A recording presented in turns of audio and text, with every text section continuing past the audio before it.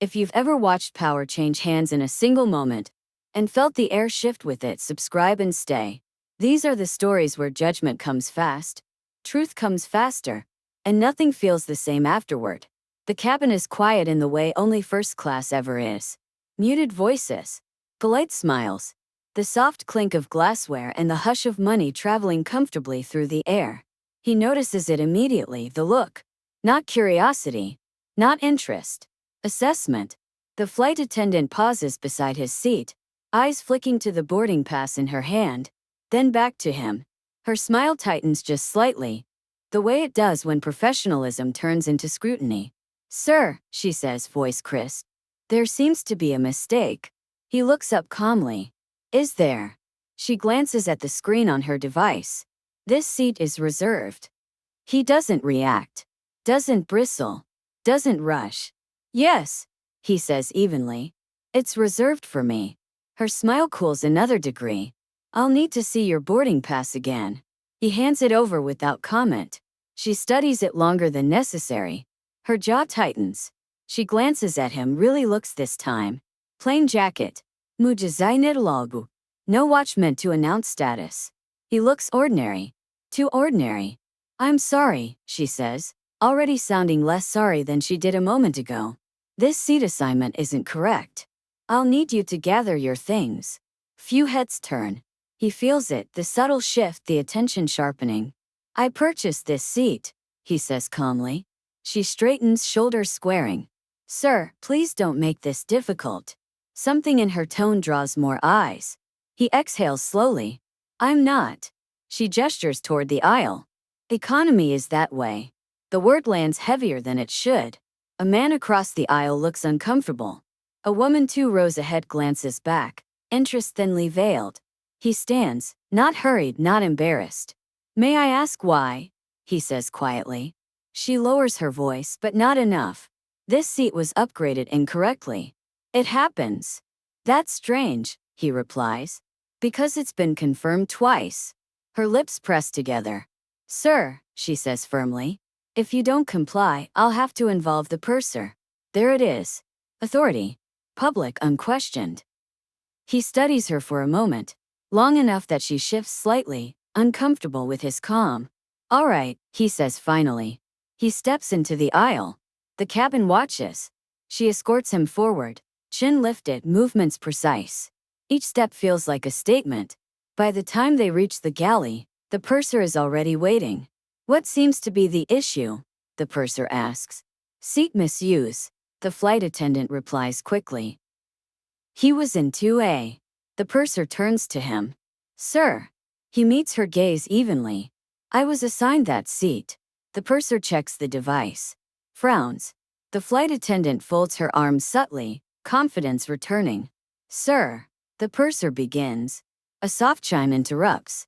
The cockpit door opens. The captain steps out, scanning the small gathering. "Is there a problem?" he asks. The purser straightens. "Just a seating issue, Captain." The captain's eyes move to him. Then they widen. He stops walking. For half a second, the world seems to hold its breath. "Sir," the captain says slowly, "I didn't realize you were on board." The flight attendant turns sharply. "Captain." The captain steps closer, extending his hand. "It's an honor," he says. "We weren't notified in advance." He shakes the captain's hand calmly.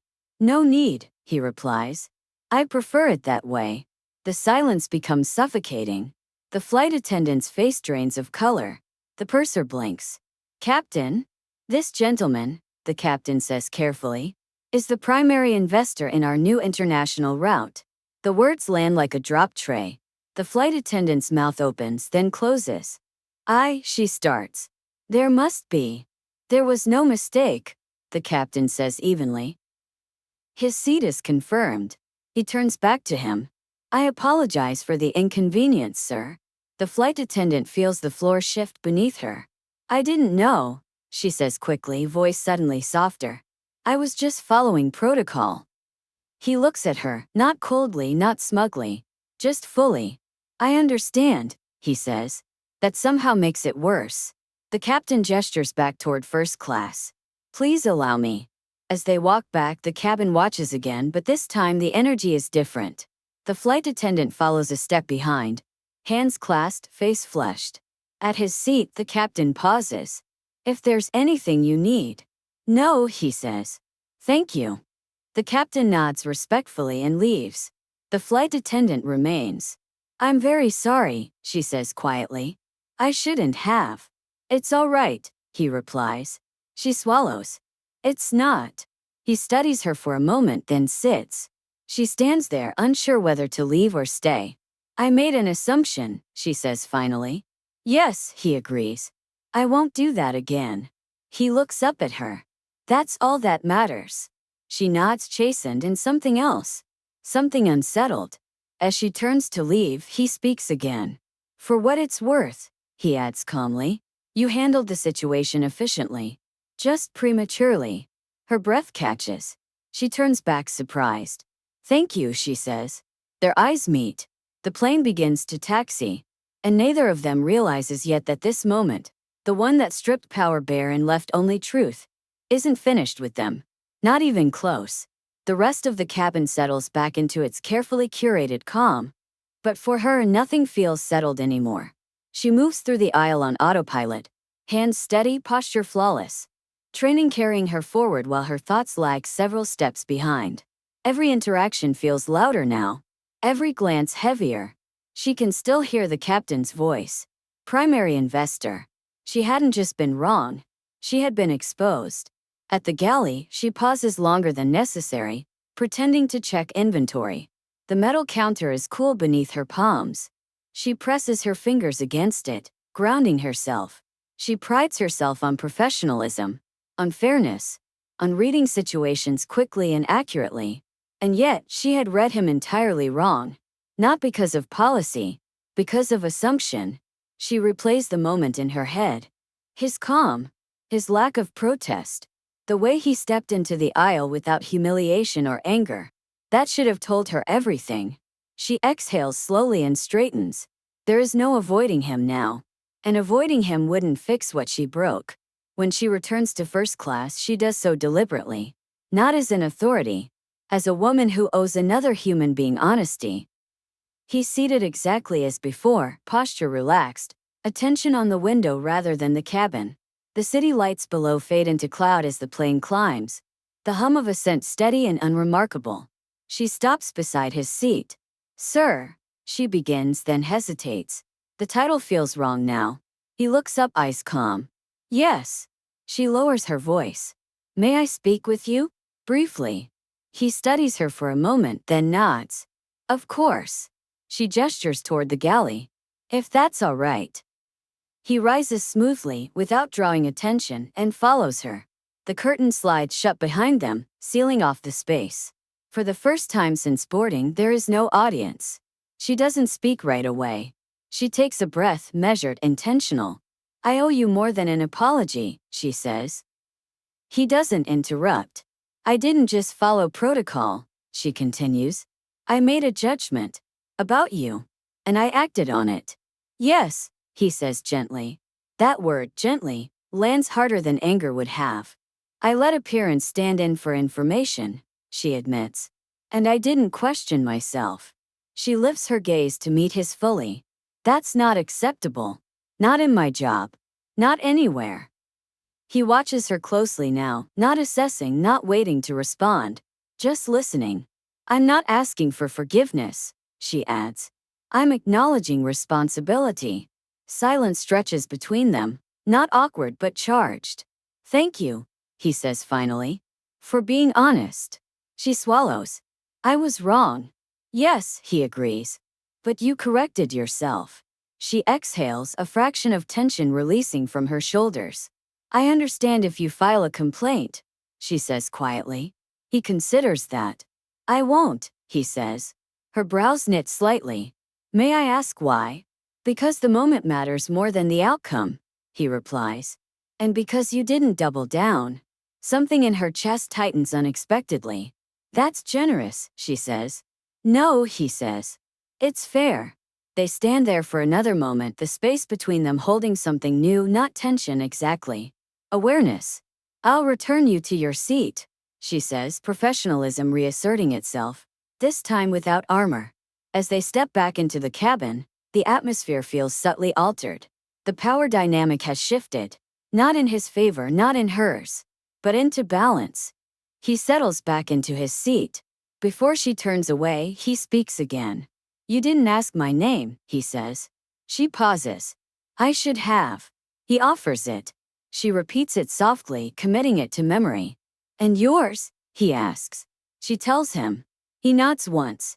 Thank you. For the rest of the flight, she performs her duties with precision. But now awareness shadows every movement. Not self-consciousness. Consciousness.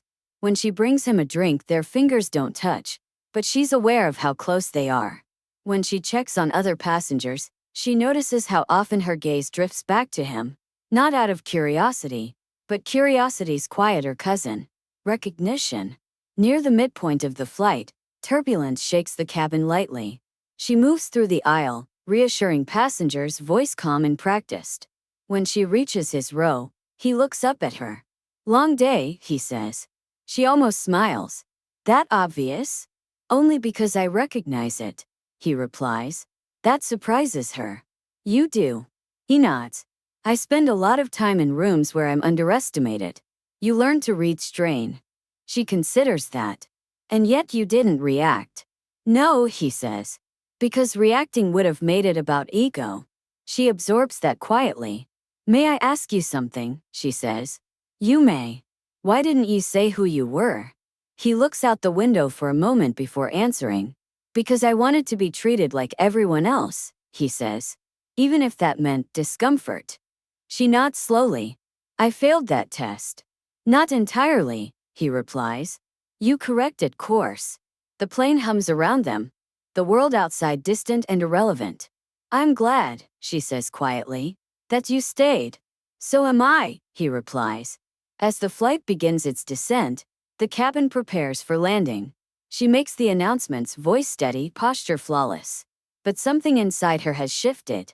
Not shaken. Realigned. After touchdown, as passengers gather their belongings, she approaches him one final time.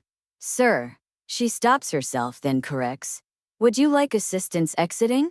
He stands, meeting her gaze. Yes, he says. I would. She leads him down the aisle. Not ahead, not behind. Beside. At the aircraft door, he pauses.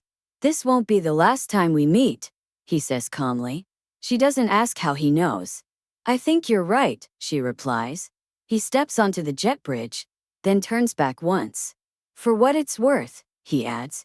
You don't kneel when you're wrong. She stiffens slightly. You stand, he finishes. And you did. Her throat tightens unexpectedly. Thank you, she says. He nods once and disappears into the terminal. She stands there a moment longer, watching the space where he was. Then she straightens her uniform and turns back into the cabin. Some flights change nothing. Others change how you see the ground beneath you. And she knows without doubt that this one has done exactly that.